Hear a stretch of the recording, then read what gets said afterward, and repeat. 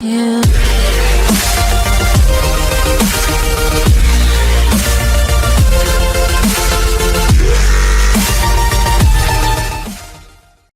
Whenever you need to superimpose somebody over graphics, most likely you'll have footage of them either shot on green screen or blue screen.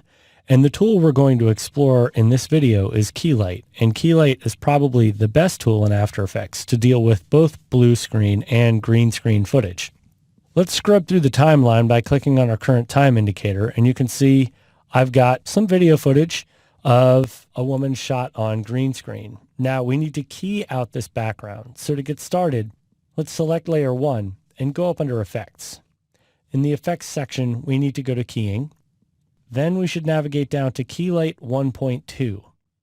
When you choose Keylight, you'll see it populate in the effects control panel. I'm just going to make that panel a little larger so we can more clearly see what's going on.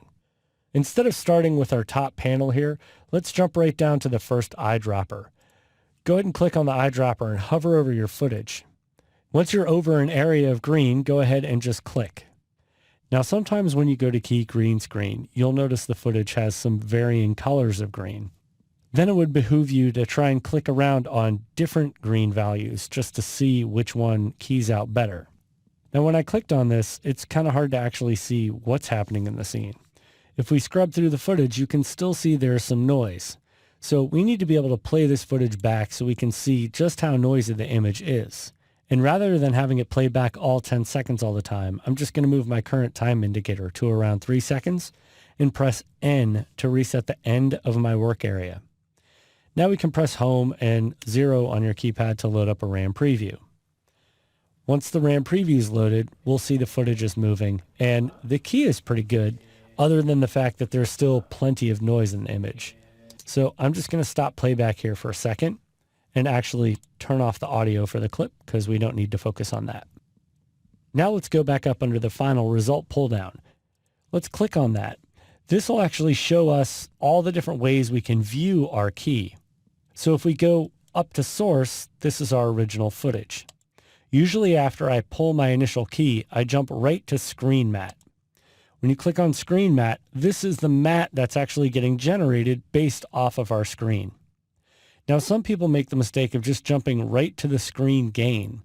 If you click and drag this number up, it's going to go ahead and key out more green. The problem is, traditionally when you do this, you'll end up damaging areas of the edge of the matte. So let's just go ahead and undo that last command. What you should do is jump into the screen matte area. This gives you the ability to clip off different values within the black fields and the white fields of our key.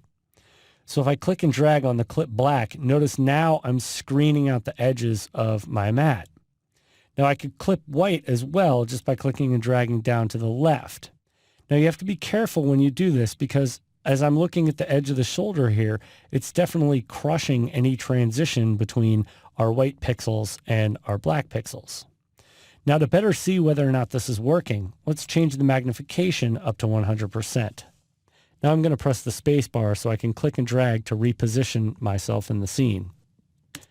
Now let's press 0 on our keypad to load up another RAM preview, and you can see I've got a little bit of dancing that's going around the edges of the mask.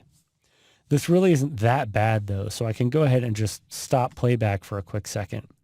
I want to check the result, so I'm going to go back up under my pull down and go to final result.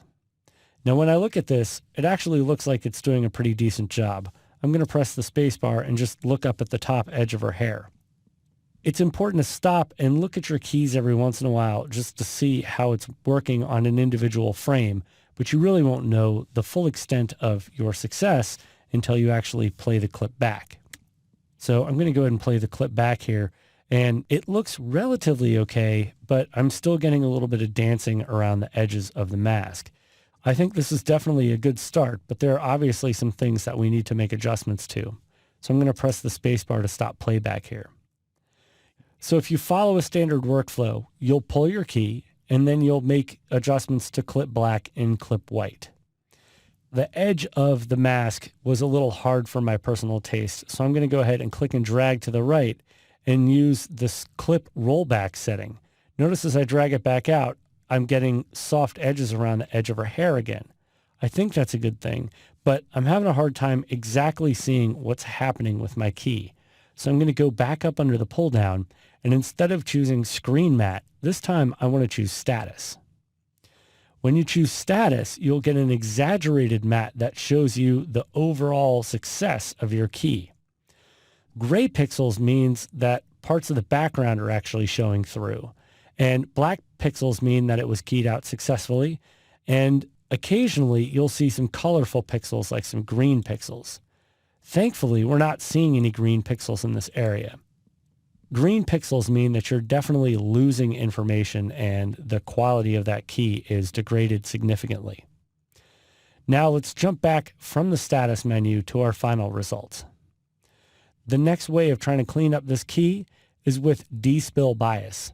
Now, most of the time when you use despill bias, you can leave this lock biases together. The only time you ever really have to unlock this is when the footage is just horribly out of color balance. Obviously, that's not the case with this footage, so I'm going to try and adjust the despill bias just by clicking on the first eyedropper and then choosing her skin tone. I'm going to choose something over here on the edge. When I go ahead and click on that, notice I've had a drastic change. Let's Command-Z to undo, and then I'll go ahead and Shift-Command-Z to redo. Notice a lot of the green actually got sucked out of the image. Just to double check and make sure that everything's going okay, I'm going to go back to my status matte. Now when I applied that, notice I'm letting a lot of information through my image. So there's another way of trying to deal with this inside area. I could go back to clip white and drag, and now I'm knocking out those pixels. But notice as I drag, now I'm getting the dreaded green pixels, which are letting me know that I'm losing image data in that specific area. Now that we've clipped this, let's go ahead and try and despot the white. I'll go ahead and click and drag to the right. And while that may be cleaning up something, I can still see some of the green pixels. So I'll just undo that. Now we can look at the replace method option. I want to jump back out of my status menu to my final result. Let's change the replace method to source.